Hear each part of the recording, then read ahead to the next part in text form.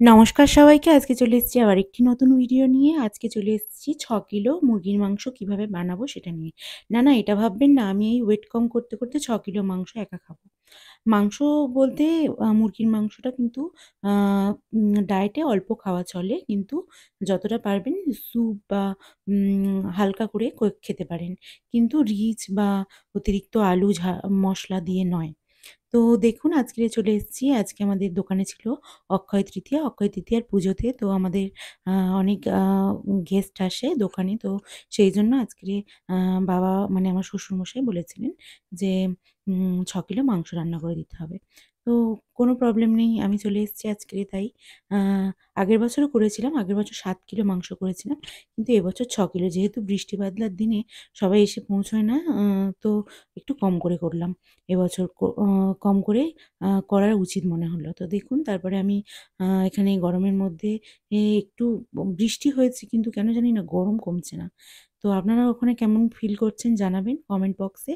অবশ্যই জানাবেন কেমন লাগে আমার ভিডিও, কেমন আ একটা দিদি বলছিল যে, "বোন তোমার ভিডিও কিন্তু ভালো লাগে।" তো দিদিভাই তোমাকে অনেক ধন্যবাদ আমার ভিডিওর আ ভালো লাগার জন্য। তো দেখো এখানে আমি ১ম এ তেলের মধ্যে আলুগুলোকে একটু হলুদ নুন দিয়ে লাল, লাল করে ভেজে নিয়েছি। তারপরে পেঁয়াজ আ জ আম টাকেও ভাজিয়ে নিয়েছি।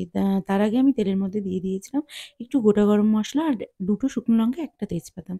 আ তো এখানে দেওয়ার পরে আমি আ তার উপরে পেঁয়াজগুলো দিয়েছিলাম, তারপরে টমেটো দিয়েছিলাম, তারপরে রসুনগুলো মিক্সিতে পেস্ট করে নিয়ে রসুনগুলো দিয়েছিলাম, রসুন বাটাটা, তারপরে আদা বাটা, তারপরে নুন, হলুদ, লঙ্কার গুঁড়ো সবকিছু দিয়েছিলাম। তো একটু আজকে রিচ হবে রান্নাটা। আ কারণ আ এ সবাই খাবে। যেহেতু একদম পাতলা করব না। বাড়িতে খাবার হলে কিন্তু পাতলা করি।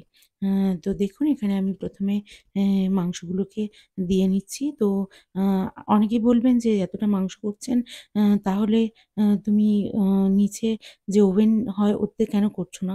আ বোন ওটা আমি যা ওইগুলো মানে জ্বালাতে পারি না আর করতে পারি না। ওইজন্য আমি এখানেই কড়াতেই করে নিচ্ছি। উম যেখানে মানে যে গ্যাসে রান্না হয়, সেই গ্যাসেই করছি। তো এখানে দেখুন, এখানে আমি সবকিছু দিয়ে দিয়েছি। দিয়ে ভালো করে মাংসটাকে কষাচ্ছি। বেশ অনেক সময় লেগেছিল। প্রায় ৩.৫-৪ ঘন্টা লেগেছিল মাংসটা বানাতে। তো দেখুন এখানে কষিয়ে নিচ্ছি ভালো করে। আর হ্যাঁ, আমি কিন্তু মাংস বানানোর সময় খুব খুঁতখুঁতে। আমার চোখে কেন জানি না কোনো কিছু পড়লে আমি একদমই সেটাকে দেখতে পারি না। আ তাই বারবার আমি গরমের মধ্যে হাত দিয়ে যদি কখনো একটু লাল মতন কিছু দেখতে পাচ্ছিলাম তো ফেলে দিচ্ছিলাম। Never mind. তো দেখুন এখানে আমি আ মাংসটা ভালো করে কষিয়ে নিয়েছি। মাংস কিন্তু ভালো করে কষানো যত হবে, তত ভালো কিন্তু রান্নাটাও হবে। তারপরে আমি এখানে দিয়ে দিয়েছি মসলার জল। আ আমি কিন্তু বেশি জল দেব না, ঝোল, ঝোল করব না। হালকা গা মাখা করব। তো এখানে আলুগুলো ভেজে রেখেছিলাম দিয়ে দিলাম। তারপরে আমি ভালো করে নাড়াচাড়া করছিলাম। কিন্তু একটা সমস্যা হয়ে গেছে। যখনই আমি জলটা একটু দিয়েছি ঝোল দেওয়ার পরে কেন জানি না চারদিক দিয়ে একটু ঝোলগুলো পড়ে যাচ্ছিল। তো তারপরে ভয় লাগছিল, চারিদিকটা একটু আগুন, আগুন জ্বলে যাচ্ছিল। তো দেন আমি এটাকে মেকআপ করে নিয়েছি ঠিকঠাক করে। তারপরে একটু গরমের মধ্যে জল খেয়ে নিলাম। জল কিন্তু সারাদিনে আমি ৬ লিটার খাই। জানি না কারা বেশি খান, কারা কম খান। তবে জল কিন্তু খুব ভালো। ৬ লিটারের বেশিও হয়ে যায় আমার। আ সুতরাং আমি কিন্তু প্রচুর জল খাই। আম আমার আমার ১ লিটারের বোতলের ৬ টা বোতল রোজ আমি কভার করি এবং এর থেকে বেশিও খাই। তো দেখুন এখানে মাংসটা হয়ে গেছে।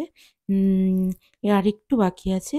তো আমি একটু নাড়াচাড়া করিয়ে দিচ্ছি। আমার কড়াটা কিন্তু আ পারফেক্ট এই মাংসটার জন্য। কিন্তু আমি আজকে একটু ঝোল, আলু হয়তো আ দিয়ে ফেলেছি। তার জন্য অ কড়াটা পুরো ভর্তি হয়ে গেছে।